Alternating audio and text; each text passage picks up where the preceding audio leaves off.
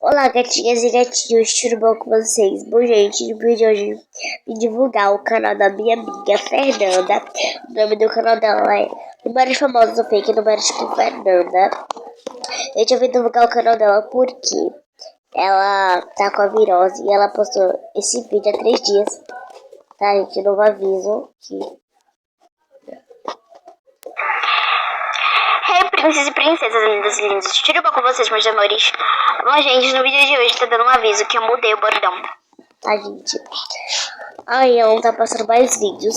E ela sempre passa vídeo. Eu vim divulgar o canal dela porque ela tá com a virose, eu também. Aí eu tô fazendo pouco vídeo pra vocês, gente. Tá? Tô com meio febre. Quente, né? Era estupendo, garganta. Doendo e corpo mole. Eu não sei se eu falei isso pra vocês, gente. Desculpa, eu tá repetindo de novo que eu tô doente, tô meio esquecida.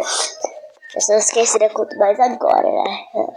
Bom, gente, se inscreva no canal dela, tô divulgando pra ela não perder inscrito.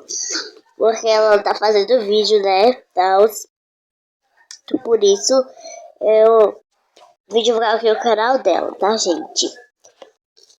Bom, gente, esse vídeo que ela postou quando eu tava na casa dela, que ela tava com a virose, eu não tava.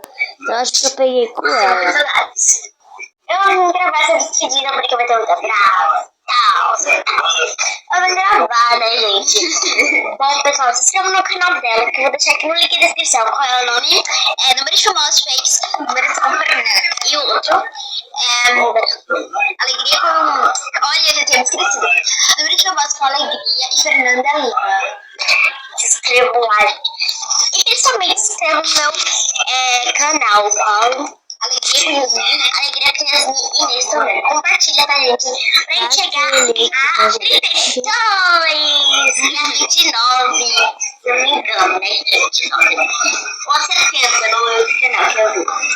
Deixa seu like, se inscreve no canal dele. Então eu vou divulgar o canal dela. Espero que você tenha gostado do vídeo.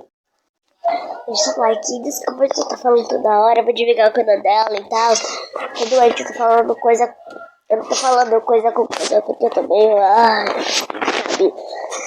Então, gente, se vocês gostaram do vídeo, deixa o like, se inscreve caso você não for inscrito.